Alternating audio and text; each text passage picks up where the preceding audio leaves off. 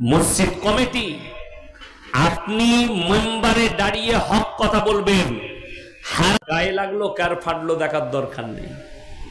কিন্তু দুঃখ, ইমাম যদি সুদের বয়ান করে সুদখোররা তাড়াবার ব্যবস্থা করবে, ইমাম যদি মদের বয়ান করে মদখোররা তাড়াবার ব্যবস্থা করবে। বড় কষ্ট লাগে, মদ স্পর্শ করা তোমাদের জন্য হারাম, অথচ আপনি জানেন না একটা অমুসলিম ভাই, একটা হিন্দু ভাই আপনার ধর্মকে কতটা রেসপেক্ট করে। ওটা সমাজে মিশলে, আমি গোটা পশ্চিমবাংলা তথা ভারতবর্ষ ঘুরছি। মুর্শিদাবাদে হাইওয়ে আছে, একটা আছে আমার বর্ধমানের উপর দিয়ে দিল্লি রোড, ওটা হচ্ছে কলকাতা টু দিল্লি রোড। একটা আছে আপনার পূর্ব মেদিনীপুরের, হাওড়া থেকে পূর্ব মেদিনীপুরের উপর দিয়ে খড়গপুর দিয়ে, সেটা হচ্ছে বোম্বে রোড। আর বারাসাত থেকে বেরিয়ে গেছে 34 নম্বর জাতীয় সড়ক বহরমপুরের উপর দিয়ে। একটা মোড়ের নাম আছে ওই হাইওয়ের উপরে পরসন্ডা মোড়। আমি রাতের বেলায় পেরিয়ে গেলে, দিনের বেলায় আমি উত্তরবঙ্গ গেলে, ওখানে একটা ধাবা আছে, পাপ্পু দা ধাবা, দারুণ হোটেল, পাঞ্জাবিদের দু ভাই, মাথায় পাগড়ি মুখে দাড়ি, হোটেল চালায়। তাদের হোটেলে 3টে বোর্ড লাগানো আছে, 3টেই মুসলমানদের ইমান বাঁচানো বোর্ড। এই বোর্ড মুসলিমদেরও লাগানো উচিত। নাম্বার 1, মদ পান করা নিষিদ্ধ। নাম্বার 2, মদ বিক্রি নিষিদ্ধ। নাম্বার 3, নো স্মোকিং, ধূমপান নিষিদ্ধ এই হোটেলে বসে। 3টে বোর্ড লাগানো আছে। আমি একদিন জিজ্ঞেস করলাম, দাদা আপনার হোটেলে খুব ভালো লাগে, ওই জন্যে আপনার হোটেলে খাই। বলে কেন? আমি বলে এই 3টে বোর্ড লাগানো আছে, আমার খুব ভালো লেগেছে। তিনি কি বললেন জানেন? স্যার, আমি যেখানে ব্যবসা করছি এই জায়গাটা 75% মুসলিম, এবং আমার কাস্টমার 80% কাস্টমার আমার মুসলমান। আর আমি জানি মুসলমানদের জন্য মদ স্পর্শ করা হারাম, যার কারণে আমি এই কারবার রাখিনি। জোরে বলুন সুবহানাল্লাহ। আপনার ধর্মকে আপনি কতটা রেসপেক্ট করে সে দেখেলেন। কিন্তু আমি আবার তার হোটেল থেকে দুদিকে 20 কিলোমিটারের মাথায় মুসলিমদের হোটেল দেখাবো, হারামখোর মদও খাচ্ছে, মদও বিক্রি করছে। কত বড় দুঃখ লাগে। এই লোক যে সারা জিন্দগি মদের ব্যবসা করছে, এর ব্যবসাকে আপনি হালাল কি করে বলতে পারবেন? এর পয়সাকে আপনারা বলুন, লটারির টিকিট হারাম না হালাল? হারাম। আপনি রামজীবনপুর বাজারে চলুন, আমি দেখিয়ে দেবো মুসলমান লটারি বেচছে, মুসলমান লটারি কাটছে। ঠিক বললাম না ভুল বললাম? চন্দ্রকোনা টাউনে চলুন, আমি দেখিয়ে দেবো ক্ষীরপায়ে লটারি কাটছে। আপনি কামার পুকুরে চলুন, আমি দেখিয়ে দেবো মুসলমান লটারি বেচছে, লটারি কাটছে, অথচ জানে লটারি হারাম। এই লোক আবার আতর লাগিয়ে জুম্মার দিনে নামাজ পড়তে আসে। ঠিক বললাম না? কিন্তু আমি বললি খারাপ মরবি, আমি বাস্তব কথা বলে যাচ্ছি। লটারি কেন হারাম? সবাই বলুন, ভাগ্যের মালিক কে? আরো জোরে বলুন, কে? ভাগ্যের মালিক হচ্ছেন আল্লাহ, ভালো মন্দ কল্যাণ অকল্যাণের মালিক হচ্ছেন আল্লাহ। কিন্তু মুসলমান এত নেমো হারাম, দোকান আমাকে 4-এর ঘরটা দিত, ওটা আমার লাকি নম্বর, বলে না? এই কি ইমান হারাবার কথা। নম্বরে তোমার ভাগ্য, কাগজের মধ্যে তোমার ভাগ্য। যেমন বলে দিই এখানে একটা কথা, অনেকজন জ্যোতিষীকে হাত দেখায়, দেখায় না? দেখায় না? সঙ্গে সঙ্গে ইমান চলে যাবে, তাকে কালমা পড়ে মুসলমান হতে হবে। সে মুসলিম জ্যোতিষী হোক আর অমুসলিম জ্যোতিষী হোক, হারাম।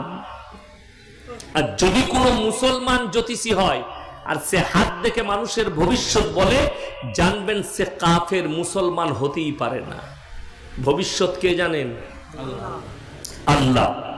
কিন্তু একটা লোক যে হাত দেখাচ্ছে, সে আপনাকে ভবিষ্যৎ কি করে বলবে? সে হারামখোর, নিজে জানে না কবে মরবে। আমি একদিন বাগনানে জলসা করেছি, ঈদের পরই বাড়ি ফিরছিলাম, রাত 12টায় শেষ করেছি। তখন প্রায় রাত 1:30 বাজছে। আমি মোবাইল দেখতে দেখতে আসছি, তো ফেসবুকে একটা ক্লিপ বেরিয়ে এলো।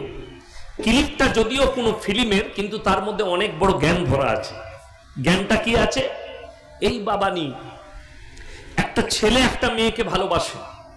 এখন মেয়ের বাবা তিনি একজন জ্যোতিষীকে দেখিয়েছে मेरे लड़की जो है दूसरे उस लड़के से मोहब्बत करती है, तो आप इसको, तो बाबा कुंडली देके बोले छे नहीं, इसके साथ तो जोग अच्छा नहीं है, दूसरे लड़का के साथ शादी करा दो।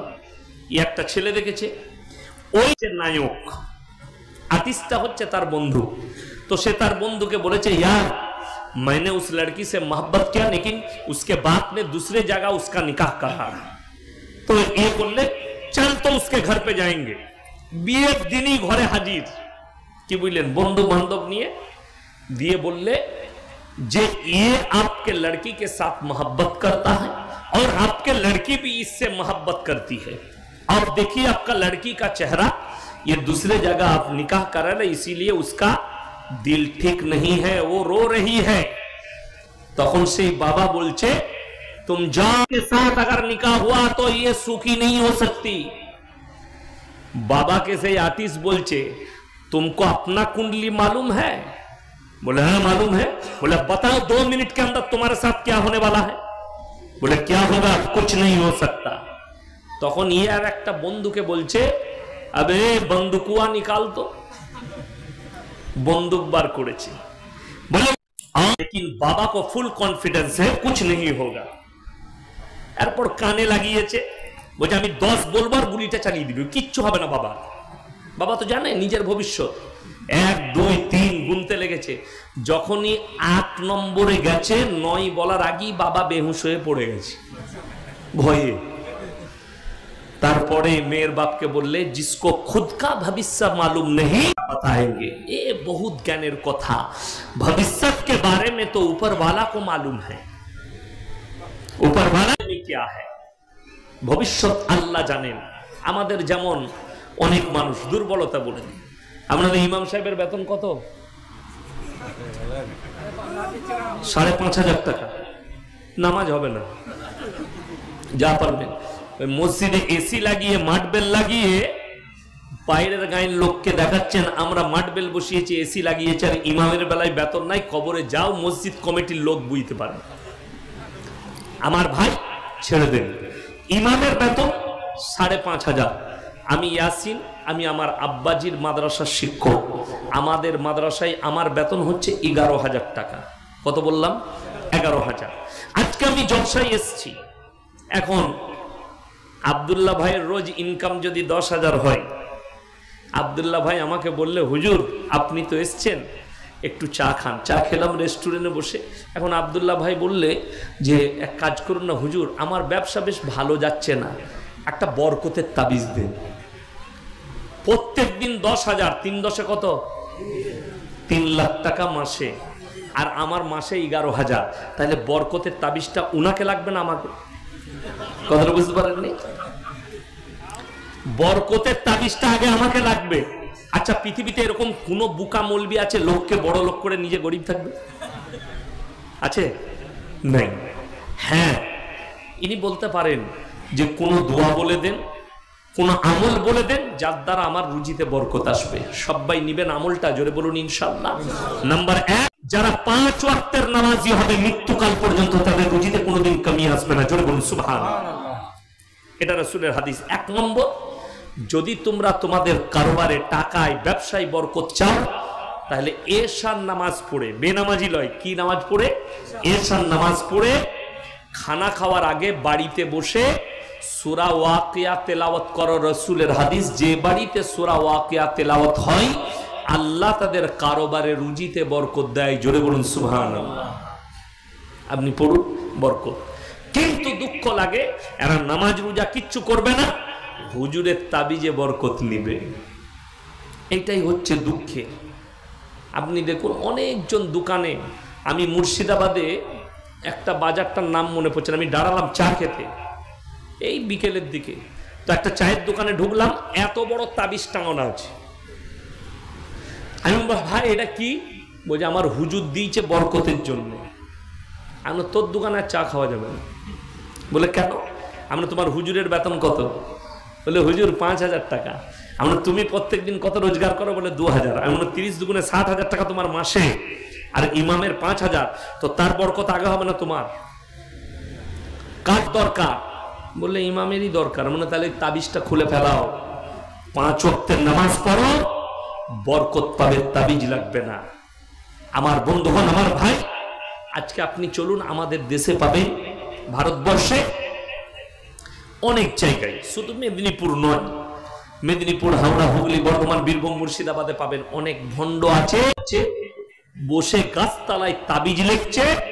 কেউ কেউ বলছে আমার তাবিজে বেটা ছেলে হয়। খোঁজ নিয়ে দেখুন, সে হারামখোরের একটা বেটা নাই। বড় কষ্ট লাগে।